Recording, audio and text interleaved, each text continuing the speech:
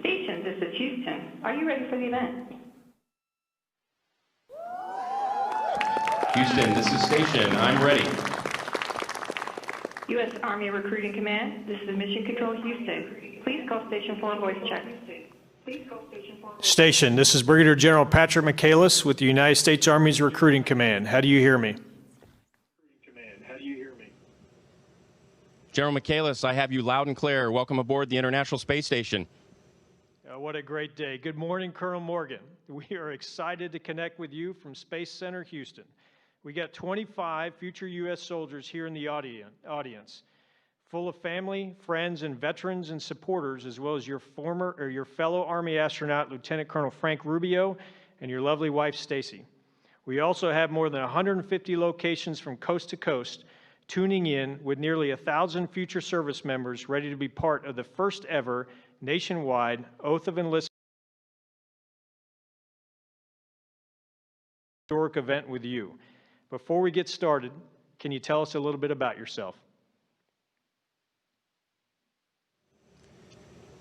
General Michaelis, thank you so much. It's really a great honor for me to administer the oaths of enlistment today from this magnificent spaceship, the ISS, and I'd like to tell you just a little bit about it. The ISS is now in its 20th year of continuous occupation by astronauts and cosmonauts from all over the world.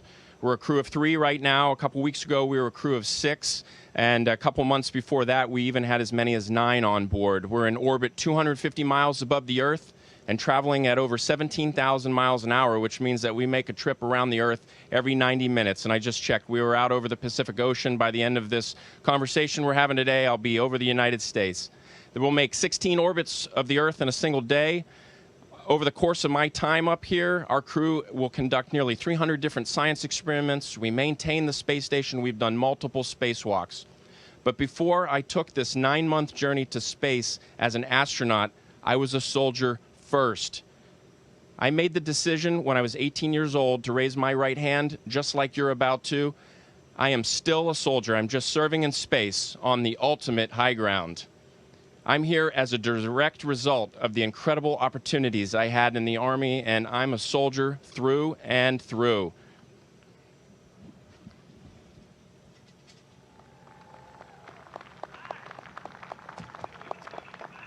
Oh, that's fascinating. That is awesome. That is awesome. Today marks the first day of the rest of your lives, and you will forever be changed by your decision to serve your country. And General Michaelis, if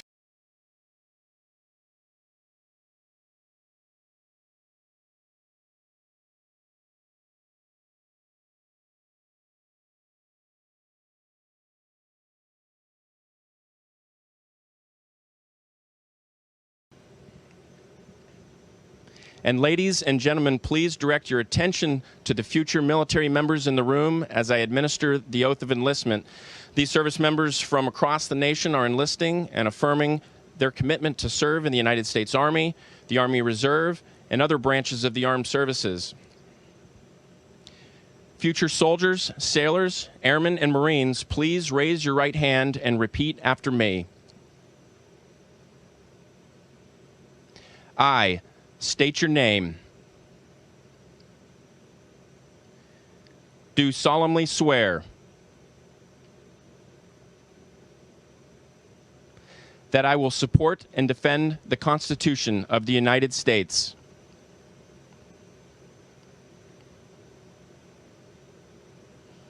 against all enemies, foreign and domestic,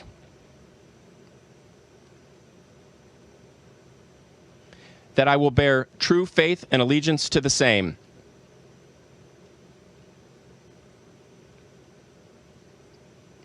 and that I will obey the orders of the President of the United States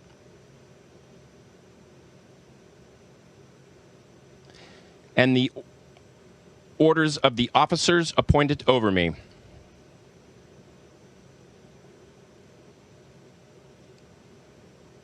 According to regulations and the Uniform Code of Military Justice.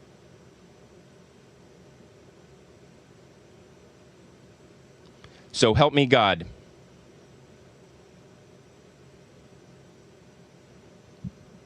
Congratulations to our future soldiers, sailors, airmen, and Marines. Let's give an enormous round of applause to these great Americans who have answered the call of duty to serve our great nation.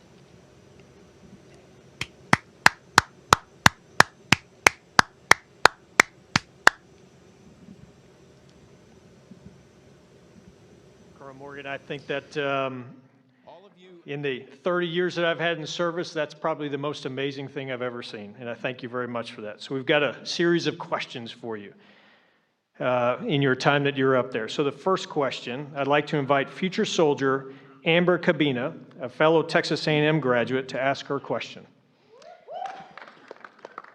So, if you had to bring one friend on this mission, who would it be and why? Well, that's a tough question, but I'm going to have to tell you that the crewmates that I've flown with are exactly the people that I would want to fly with again. I had the unique opportunity I was selected in 2013 with 7 other great Americans, and by a rare coincidence, I got to fly with 3 other of my classmates that were selected my same year. At one point, there were 4 from my class all on the space station at the same time. And all of my classmates and all the astronauts that I serve with are wonderful people, and I would fly with any one of them again. They're wonderful people. I really can't say enough. Thank you. Okay, our next question. Future soldier Lindsay Alexander from Lake Brantley High School in Almonte Springs, Florida asks, with all your experiences in the United States Army and as an astronaut, you've obviously had a lot of difficult tasks and had to overcome numerous obstacles throughout your illustrious career. Which would you say was the most difficult? And in what ways did you overcome obstacles so that we, as future soldiers, can take those lessons learned with us into our careers?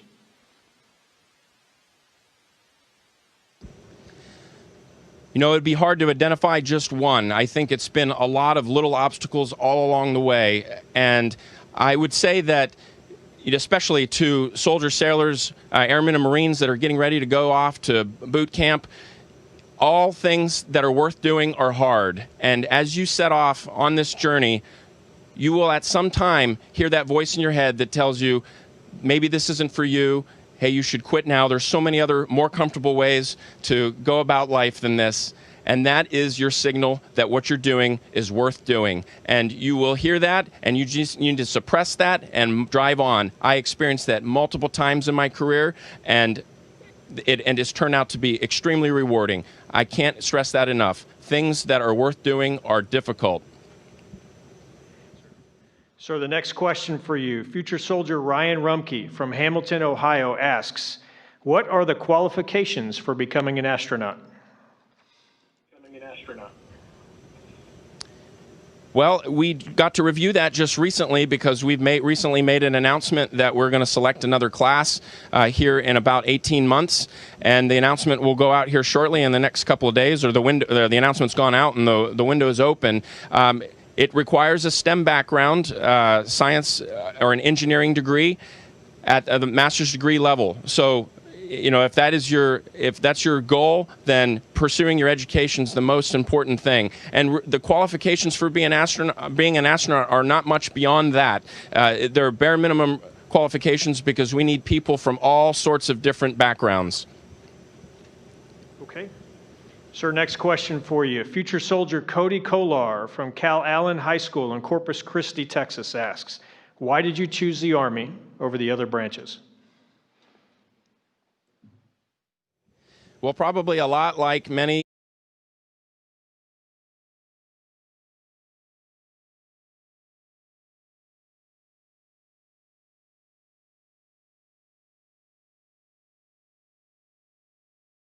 Well, probably a lot like many.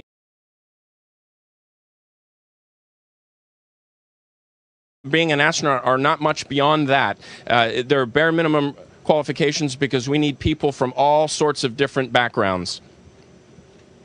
Okay. And then I like the variety of opportunities that the Army's presented. If you ever find yourself bored or not finding what you're interested in the military, you're not looking hard enough. Keep looking because it's out there. There are so many opportunities. Thank you. Next question. Future soldier Felix Hernandez from Vista, California asks, what is your biggest piece of advice to graduating seniors interested in STEM, science, technology, engineer, math? Well, first of all, we have the most technologically advanced military that we've ever known, and we need STEM background soldiers, sailors, airmen, Marines. About a third of military occupational specialties in the Army right now require STEM backgrounds or are affiliated with STEM backgrounds, and that's critical. But I would also, for anybody pursuing studies in STEM, I would tell you what I've told my own children, which is do it because you love it, or it's on the pathway, the necessary pathway to get where you will love. And that's most important, because you've got to love what you're doing. Then I would tell you, do the hard stuff first. If you have multiple academic interests, and you have a STEM interest, move that first, because right now your mind is best prepared for those tackling subjects like that. You're closest to your education, so move that to the front of the line and do that first. And then finally, I wouldn't ever advise anyone to pursue STEM at the expense of being well-rounded. We need you to be well-rounded as well as technical, so continue to pursue history, art, humanities, and foreign language, because a well-rounded person is as valuable as a technically adept person. Thank you. Another question for you.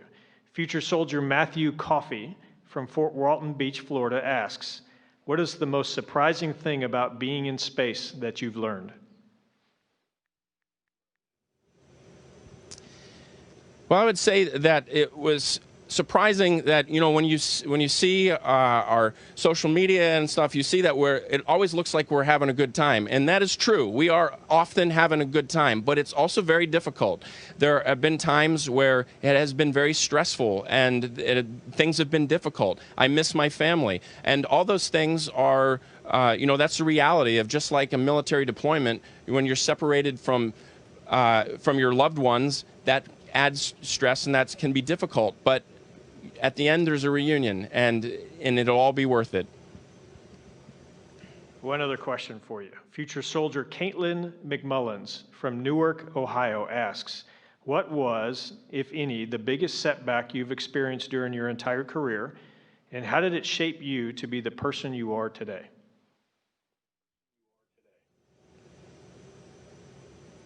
Well, I could tell you about something fairly recent. When I was selected as an astronaut, I got an injury that required surgery and set me back in my training by multiple months. And a mentor of mine, retired Army Colonel Pat Forrester, who is now the chief of the astronaut office, advised me. He said, look at the big picture. In the grand scheme of things, a couple months setback is not going to be that big of a deal in the long run. And that is something that I've carried with me, that when you take a step back and you look at the very big picture, little setbacks don't have to be a big deal. Just move on and improve as a result of them. Good, thank you. Another question for you. Future soldier Shelby Young from Sarasota Military Academy in Sarasota, Florida asks, how did your Army training prepare you for life on the space station? Well, the Army prides itself in tough but realistic training, and I've been training in the Army for as long as I've been in it, and those experiences hardened me. They gave me the grit that I needed when I experienced tough training as an astronaut. We've had tough training as part of our training to be up here on the space station, but everything that I did in the military prepared me for this moment. Okay. One other question for you. Future soldier Brianna Hakila from Eugene, Oregon asks, what led to your decision to become an astronaut? Well, I often say that I made my decisions in this order. I was a soldier, and then I became a physician, and then I became an astronaut. Because the most important thing to me was I wanted to serve my country as a soldier. And then I served my patients as a physician. And then now I'm serving humanity, the ISS program, and the entire planet as part of the International Space Station program as an astronaut representing NASA here. Okay, a fun question here for you. Future soldier Austin Butts from Newark, Ohio asks, What's the best way to describe the feeling of zero gravity? And what types of studies do you do while you're there in space? Well, the first time I actually experienced microgravity was on a parabolic airplane, but the first time I experienced sustained weightlessness was when I launched back in July.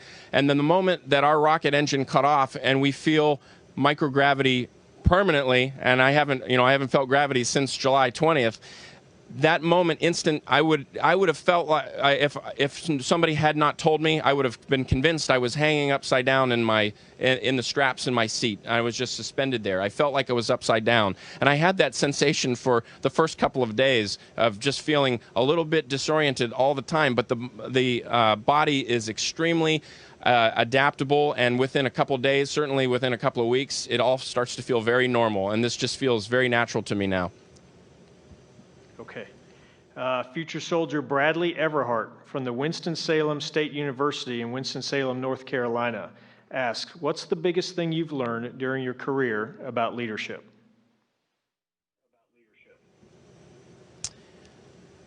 By far, putting others before yourself, selfless service. If you apply that principle to your leadership, I guarantee you will be successful.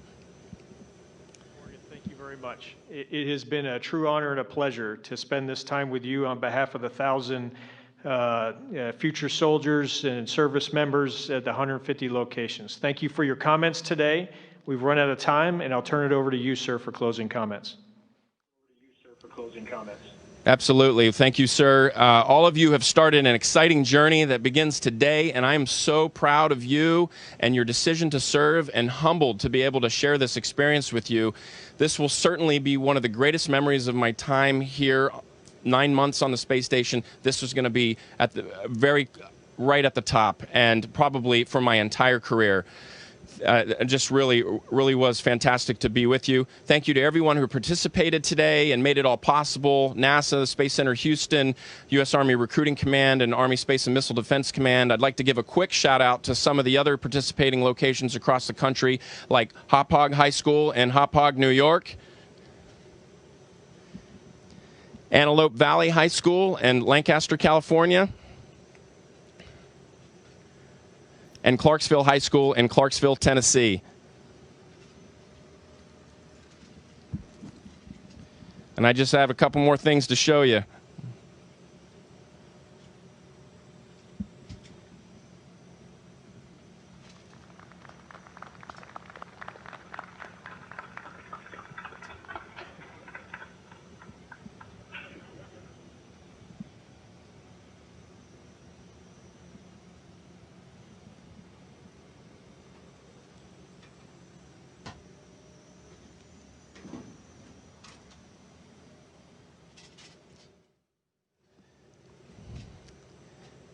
Thank you all.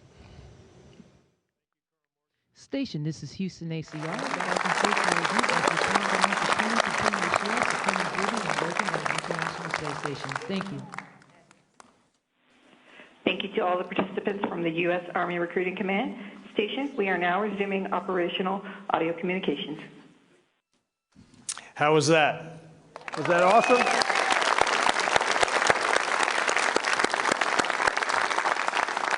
So though we've run out of time with Colonel Morgan, we do have a very special guest with us in the audience. I'd like to bring him up to the stage to answer a few more questions. Lieutenant Colonel Frank Rubio is a new Army astronaut. He reported for duty in August of 2017 and completed 2 years of training as an astronaut candidate. He's now awaiting flight assignment.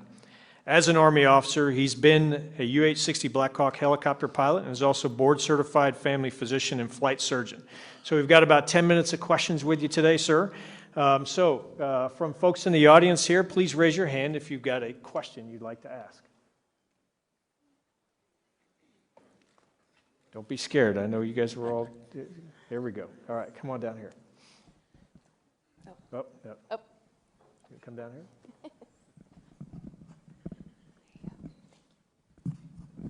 Well, I'm sure it wasn't easy getting to where you are today. So what are some of the sacrifices that you had to make throughout your career, and what was the lesson you learned from it?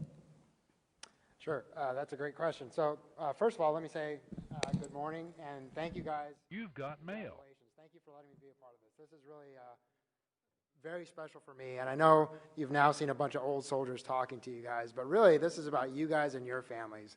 And so we, as an Army, as the Armed Services, and as a nation, are really thankful for what you're doing. You're going to find that as you wear your uniform at the airport, in the grocery store, at McDonald's, you're going to have a lot of people thanking you. And it feels kind of weird, but honestly, and I include myself in this because I always try to do it, it's a heartfelt thanks because you've chosen to serve our country and to do something hard. And so for that, we're incredibly thankful. You guys represent the future of the Army, Navy, and the Air Force. I'm going to keep saying Army, but whoever's not Army here, we're just as thankful for you guys. So all that to say, you guys are the future, and without you guys, all the sacrifices we've made mean nothing. So again, thanks for what you're doing. As far as sacrifices, you know, I wish I could tell you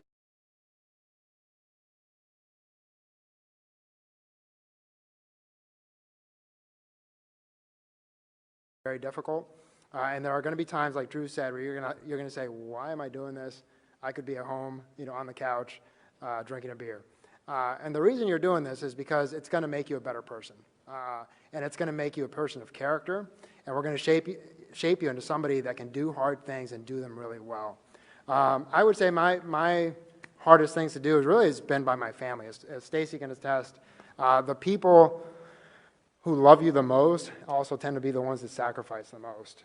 You know, when we're deployed, and I've been fortunate to deploy a few times, and I say fortunate because really that's when you get to do the mission that you train for.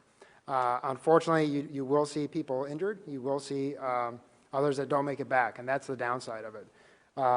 But while you're there, you're generally, it's a very gratifying experience because you realize, hey, this is what I've been training for, and I'm getting to do it finally. But your family doesn't get that experience. They just know that you're in harm's way, that you're gone, that you're missing a lot of key events, and that, you know, there's no hiding that. That is a very hard thing for everybody. But like Drew said, there's always a reunion, and so that makes it worth it. And it's also great to know that you're doing what you're doing for your family. And so, yeah. Good. Good. Another question.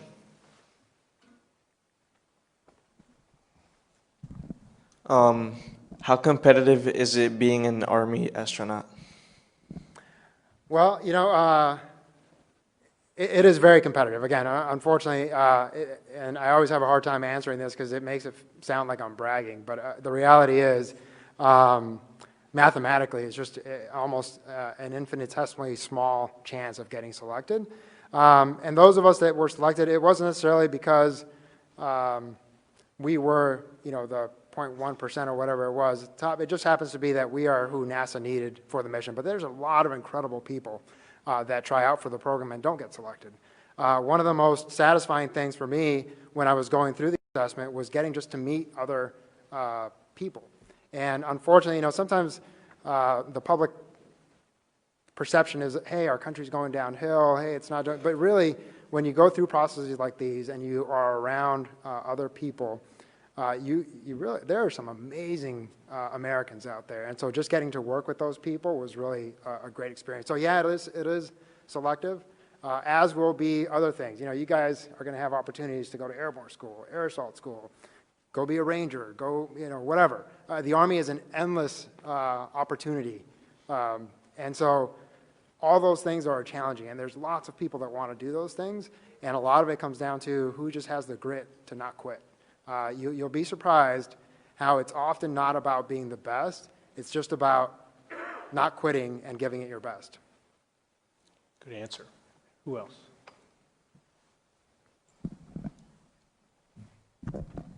Who or what influenced you to join the service? Oh, man. That's a long time. So I've been in the service for 22 years. You know, actually, in all reality, for me, it was a need-based thing. I knew that I needed a scholarship for college, and West Point provided that opportunity. It was not something that I had dreamt about. Now, I was fortunate enough that I had done well enough in school that when that became a dream, I was able to pursue it. So yeah, there wasn't necessarily somebody that was saying, hey, this is the path you should take. It was more out of need, but it actually turned out to be a bigger blessing than I could have ever imagined because it really fit my personality well. You could play sports, do hard things, and get a world-class education. And I just took advantage of it. Again, not to say West Point was easy by any means, but I really just enjoyed the challenge of it. And I think a common theme that most of us will say, throughout our military careers is what you really end up enjoying is the people. And so there are our classmates, Drew being one of them, who are lifelong friends. We went to college together, so I knew him back when we were just little plebes, bald-headed, and scared out of our minds. But we all start somewhere, right? And so now to see where he's at and to be following in his footsteps, it's an honor. So yeah, it's the people that you're going to work with are just going to be phenomenal. So just absorb it and enjoy it. Good. Who else? We've got time for a couple more. Thank you. What reason made you want to become an astronaut, basically? Easy question. Yeah. So in all honesty, that guy right there, again, Drew and I were college classmates, and then we were also teammates. And when I saw him become an astronaut, it actually didn't make me want to do it. I was just really honored and proud to be his friend. And then when the opportunity presented itself 4 years later, he encouraged me to apply. And kind of like I said about West Point, it wasn't something that I had dreamt about, but my career happened to line up, and I had done a lot of things that allowed me to be a good candidate. But NASA, just like the military, just like a lot of the special operations units that we are looking for, yes, you do need to be physically fit. You do need to be able to handle the academic load. But ultimately, I think what's going to set you apart is your character. And you'll be amazed how many organizations out there, that's the thing that they're looking for. And so just remember that as you're going out through stuff. One, don't quit.